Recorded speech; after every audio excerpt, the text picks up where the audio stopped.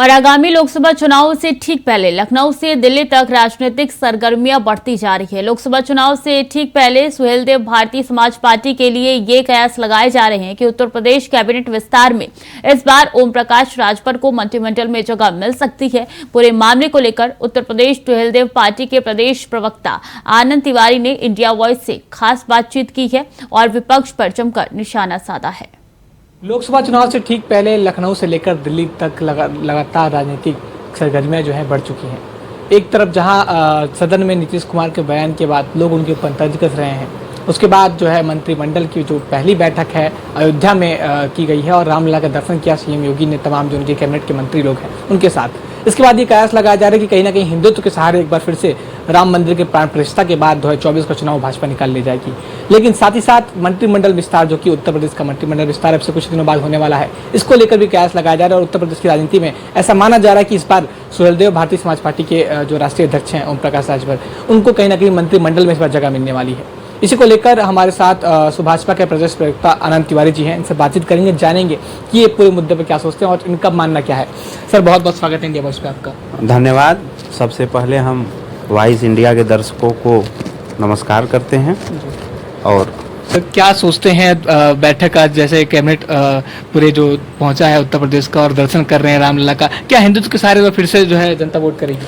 देखिए, हम हिंदुस्तान में रहते हैं, हम हिंदू हैं। अगर हम हिंदुत्व की बात करते हैं तो ये कहीं से गलत नहीं है। और रही बात जो आप कह रहे हैं कि हिंदुत्व के सहारे, तो हम सरकार कभी हिंदुत्व के सहारे नहीं बनाते। सरकार विकास कार्यों से बनती है, सरकार मेहनत से बनती है, सरकार हिंदू मुसलमान से नहीं बनती है, पहली बात। दूसरी बात, आपका कहना बिल्कुल सही है, कैबिनेट की बैठक अयोध्या में है। अयोध्या में कैबिनेट में बैठक में आगे की रणनीति बनेगी और उसके बाद शुभ दीपावली का संदेश भी आपको मिलेगा जी। उसके बाद भी सर ये कयास लगाया जा रहा है कि मंत्रिमंडल विस्तार होने वाला है, क्या इस बार खुशखबरी मिलने वाली है इस पार्टी? बिल्कुल खुशखबरी मिलेगी, सारी तैयारी पूरी है, सारे नेता अभी व्यस्त हैं। 5 राज्यों में चुनाव चल रहा है, उन 5 राज्यों के चुनाव से जब लोग फ्री होंगे तो अगला कार्यक्रम, पहला कार्यक्रम ये रखा गया है यूपी मंत्रिमंडल के विस्तार का।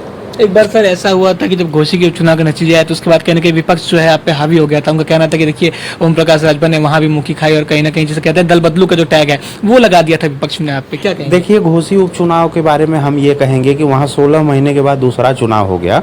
वहाँ चुनाव हम लोग हारे नहीं है। जब 16 महीने में 2-2 चुनाव हो गया, उसके बाद भी जो हमको वोट मिला वो परसेंटेज के हिसाब से हम वहाँ, हमारे हार में कहीं ना कहीं वहाँ जीत छिपी है। और हम हार गए बस सिर्फ एक कारण से, वो कारण आप लोगों को सबको पता है, उसे मैं बार बार अपने मुंह से नहीं कहूँगा। एक बार जो है राजनीति में कहीं ना कहीं जो सरगर्मियां बढ़ा रहा है नीतीश कुमार ने, जिस तरह सदन में जो है सेक्स एजुकेशन को लेकर जो है बोला है, उसके बाद कहीं ना कहीं कई लोग आपत्ति दर्ज करा रहे हैं, आपका क्या मत है इस पर? देखिए, नीतीश कुमार के नाम पे सबसे पहले आखथू, घटिया आदमी, बेशरम आदमी, फूहड़ शब्दों का प्रयोग करने वाला, उससे गिरा हुआ शब्द, शर्मनाक शब्द, फूहड़ शब्द और गंदा शब्द नहीं हो सकता। मैं सिर्फ यही कहूँगा कि जो लोग उनकी महिमा मंडन कर रहे हैं, ये इंडिया और यूपीए के गठबंधन के लोग, वही बात, जो बात वो सदन में बोले हैं, उसी बात को वो अपने माँ बहन बेटियों से कह के दिखा दे, मैं मान लूंगा नीतीश कुमार कहीं गलत नहीं है। और एक बात बता रहा हूँ, उन्होंने तो कहा था कि सेक्स एजुकेशन कोई बुरी चीज नहीं है, हम तो खुलेआम से बात करना चाहिए सबको, फिर इस पर गलती क्या है? सेक्स एजुकेशन बुरी चीज नहीं है, लेकिन वो जो घटिया और बेशरम और एकदम घृणित शब्द उन्होंने प्रयोग किया, उसके बाद जो उनकी सेमलेस हंसी थी, वो कहीं न कहीं माँ भारती को शर्मसार कर दी। 10.5 करोड़ बिहार के जनता का शर्म से सर नीचा हो गया। देखिए, बिहार की जनता को दूसरी बार तगड़ा झटका विश्व पटल पे लगा। एक तो जब लालू ने चारा चोरी किया था, तब बिहार की जनता जहां जहां काम कर रही थी, जिस शहर में रहती थी, वहां चारा चोर कहकर संबोधित किया जाता था। और अब उन्हें कैरेक्टर लिस्ट की निगाह से भी देखा जा रहा है, क्योंकि जिस प्रदेश का मुखिया चरित्रहीन है, यही तेजस्वी यादव 2017 में पूछे थे कि उपासना और अर्चना कौन है। जब ये रेल मंत्री थे, रेल का नाम तो बड़े बड़े महानुभावों के नाम से, स्वतंत्रता सेनानियों के नाम से रखा जाता है, और ये अर्चना और उपासना एक्सप्रेस का नाम किसके नाम से रखे थे, यही तेजस्वी यादव पूछे थे। और एक चीज बता दें, अब तो मुझे पूरा विश्वास है उस विपक्ष के गठबंधन में, जहां लालू यादव, जहां नीतीश, जहां राहुल गांधी, जहां केजरीवाल और उनके तमाम गठबंधन के लोग बैठते होंगे, वहां सिर्फ और सिर्फ चरित्रहीन बातें होती होंगी और हम महिलाओं की लड़ाई लड़ रहे हैं, हम महिलाओं को माता मानते हैं, हम महिलाओं को देवी मानते हैं। आखिरी सवाल आपसे जानना चाहूंगा, दो चीज का आस लगाई जा रही है। कई लोग ये भी कह रहे हैं कि कहीं ना कहीं विपक्ष को ये आस है कि इस बार फिर से सुहेलदेव पार्टी जो है लोकसभा चुनाव से ठीक पहले पल्ला बदल सकती है और इंडिया के साथ शामिल हो सकती है। पहला सवाल ये है। और दूसरा सवाल ये है सर कि एनडीए अगर लड़ती है, आप एनडीए के साथ लड़ते हैं, तो कितनी सीटें जो है इस बार लाएगी मैक्सिमम? हम ऐसा जो भी कयास लगा रहे हैं वो गलतफहमी में है, वो ये कयास लगाना छोड़ दें। हम उत्तर प्रदेश में प्रभाव रखते हैं, हम उत्तर प्रदेश में 80 की 80 सीट जीतेंगे, 79 नहीं होगी। बिल्कुल, तो देखिए कहीं ना कहीं ये दावा है कि 80 की 80 सीट जीतेंगे और लगातार जो है सुहेलदेव पार्टी भी दमखम बढ़ रही है। अब देखना होगा कि कब तक जो है ये चुनावी समीकरण जो है सटीक बैठता है और ऊंट जो है किस करोड़ बैठता है, क्योंकि लगातार ये दावा किया जा रहा है सुहेलदेव पार्टी द्वारा कि जो 80 की 80 सीटें हैं वो जीतेगी और कहीं ना कहीं उनका जो वोट बैंक है, जो प्रभाव है खासतौर पूर्वांचल की सीटों पर, वो अपने आप में काफी ज्यादा खास है। वाराणसी से विकास चौबे, इंडिया वॉइस के लिए। वक्त तो चला है छोटे से ब्रेक का, जल्द लौट रहे हैं। ब्रेक के बाद एक बार फिर से स्वागत है आपका। खबरों में आगे बढ़ेंगे। उत्तर प्रदेश सरकार और पर्यटन विभाग इस बार 21 लाख दीपक जलाकर वर्ल्ड रिकॉर्ड बनाने की तैयारी कर रहा है। इसके साथ ही पर्यटन विभाग ने हॉली अयोध्या नाम से एक मोबाइल ऐप तैयार करवाया है।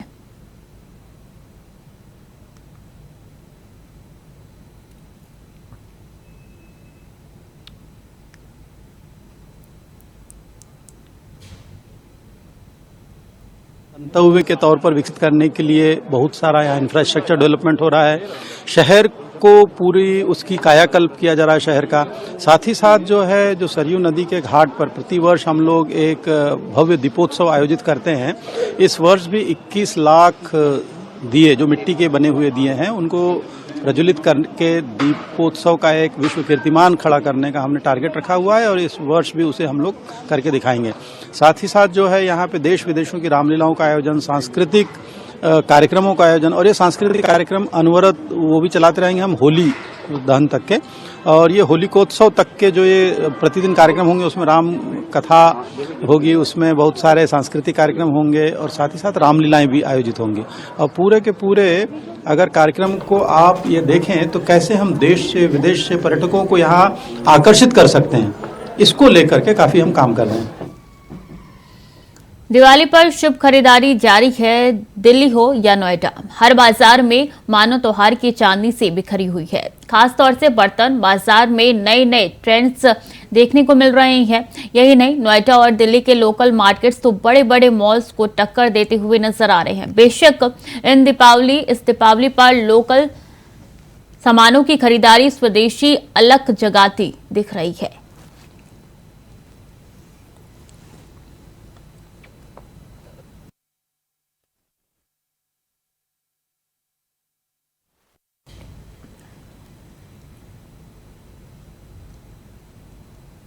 ये दो तस्वीरें आपकी टीवी स्क्रीन पर नजर आ रही है, किस तरीके से रौनक बाजारों में लगी हुई है, और दूसरी तस्वीर में दिए बेचते हुए विक्रेता आपको दिखाई दे रहे हैं। और इसी तरीके की रौनक अमूमन हर साल नजर आती है। जब से कोरोना था तब से ये रौनक कम यानी कि धीमी दिखाई दे रही थी, लेकिन अब एक बार फिर से ये नजर आ रही है।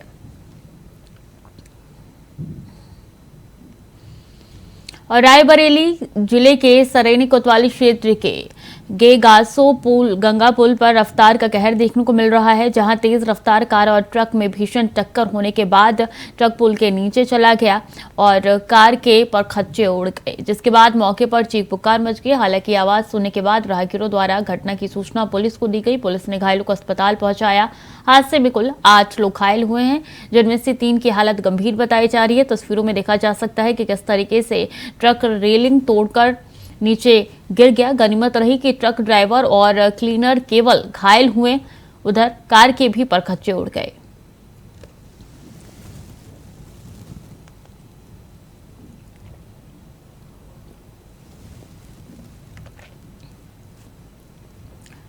फतेहपुर में जंगल में एक महिला की सिर कटी लाश मिलने से क्षेत्र में हड़कंप मच गया। महिला की हत्या कर डेड बॉडी को गांव किनारे फेंक दिया गया। सिर न मिलने की वजह से महिला की शिनाख्त नहीं हो पाई है। वही घटना की खबर मिलने पर मौके पर पुलिस पहुंची और मामले की जांच में जुट चुकी है।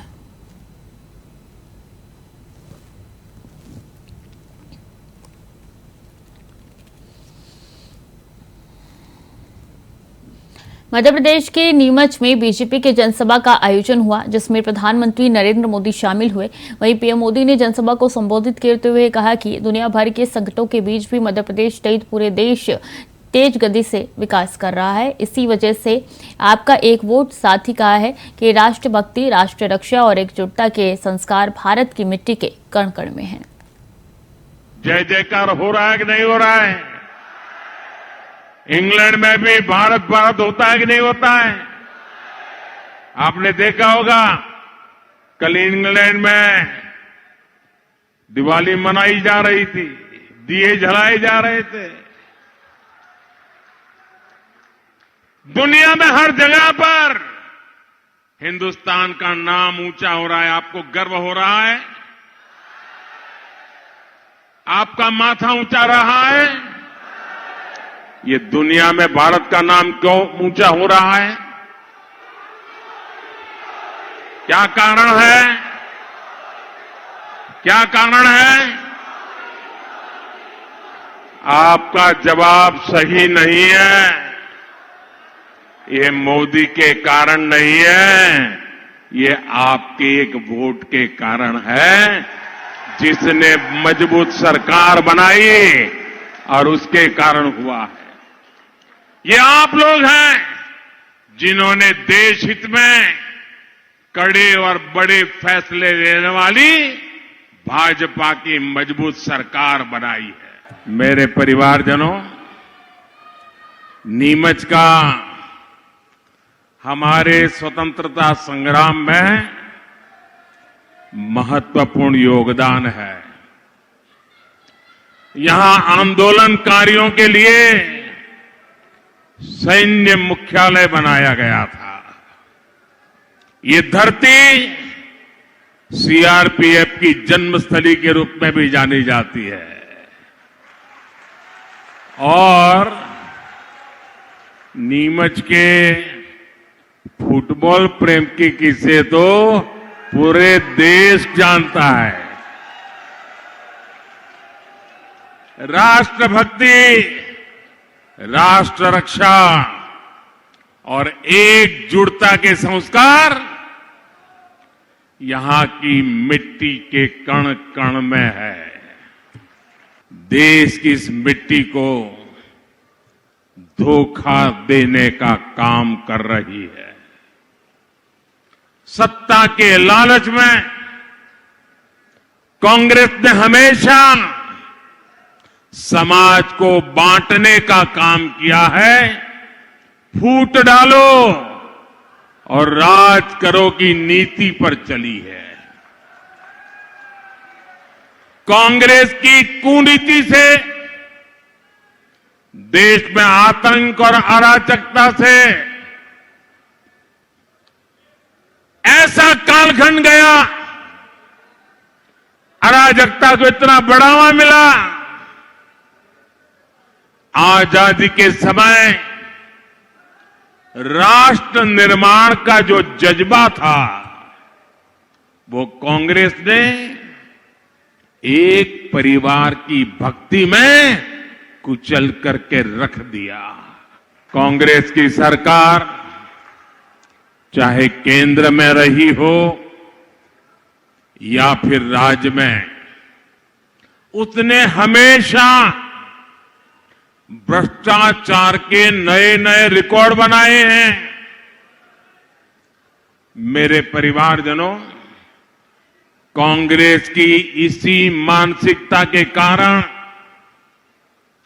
एक के बाद एक कई राज्यों से कांग्रेस साफ होती चली गई, नामो निशान मिट रहा है।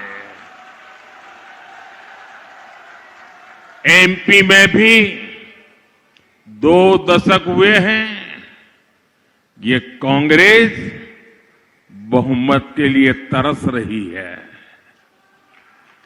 कांग्रेस के पास विजन के नाम पर सिर्फ विरोध और विभाजन है, और जहां विभाजन होता है वहां विजन संभव ही नहीं होता है। तो फिलहाल के लिए बुलेटिन में इतना ही। खबरें लगातार जारी है, देखते रहे इंडिया वॉइस।